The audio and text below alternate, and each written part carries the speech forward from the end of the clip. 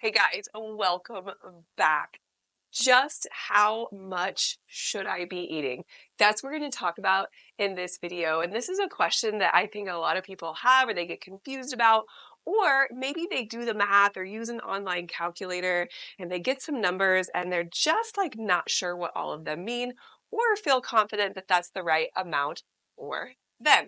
So in this video, I'm going to break that down for you. One of my goals as a nutrition coach with all of my clients is education. I truly believe that there's a lot of power in knowing, and I would like for all of my clients to walk away from their coaching experience with me feeling like they know everything that they need to know about food, because that's an empowering space to be in. In this video, we're going to talk about what those numbers mean on those macro calculators and give you some confidence that you can dive in and you can do this on your own. In the link in the description here, I'm going to hook you up with a link that's going to take you to the calorie and macro counter that I've created. Check it out. And after this video, you're going to be able to use that counter and understand exactly what all of those numbers mean so you can feel confident diving in and getting started. Now, I know that this process can be a little bit overwhelming, and for a lot of people, having an accountability coach or a group or a partner in this can be a great way to stay committed to your goals. And if you find that you dive into this and you just feel like you need a little extra support, check out my coaching programs at thrivingandwellfed.com. I've got a link in there in the show notes as well. All right, so let's talk first about how we come up with these calorie targets. Coaches are using equations. Or at least I hope that most of them are, okay? There are equations based off of the laws of thermodynamics that tell us about how much a person should be eating.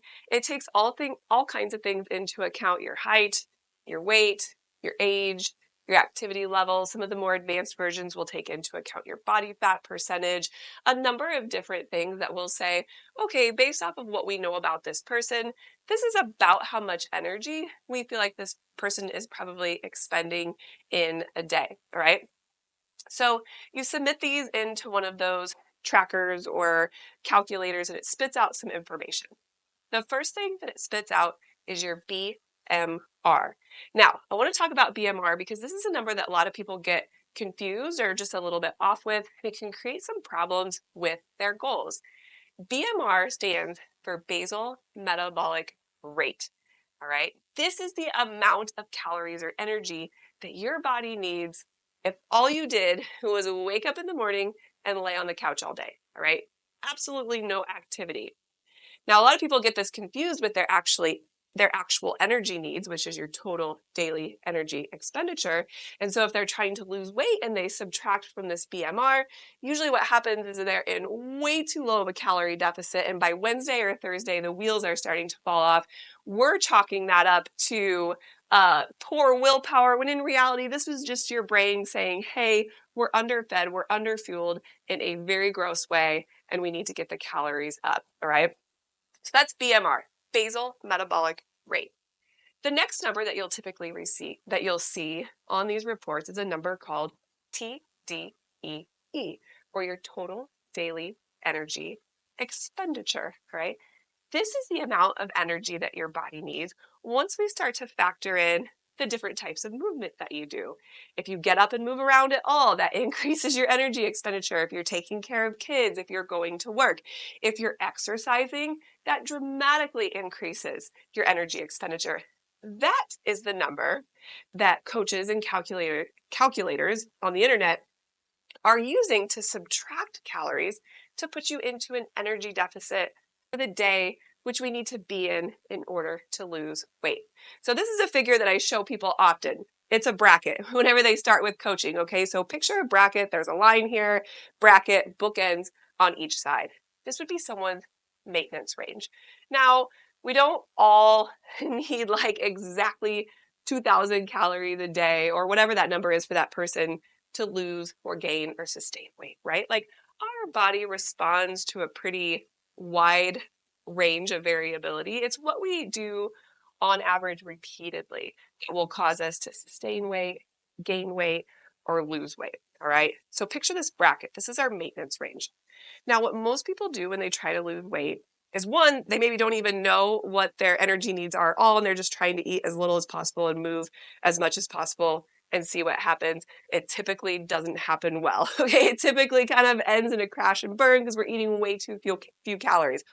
Or maybe a person does know what their maintenance range is, but they set their calorie target way over here in a deficit. And again, the body is fantastically good at protecting us.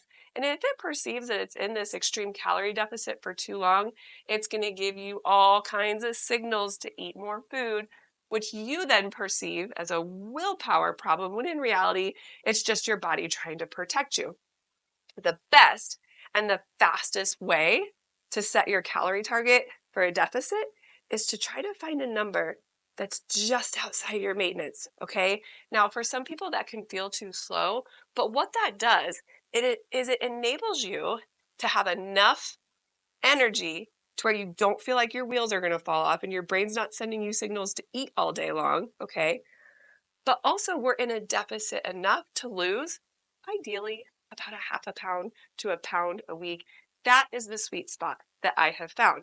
Okay, so these calculators will typically subtract, remember that total daily energy expenditure, that TDEE, they're going to subtract anywhere from about 250 to 500 calories from that number, which should put you in a deficit right about here. Remember, we don't want to be all the way over here.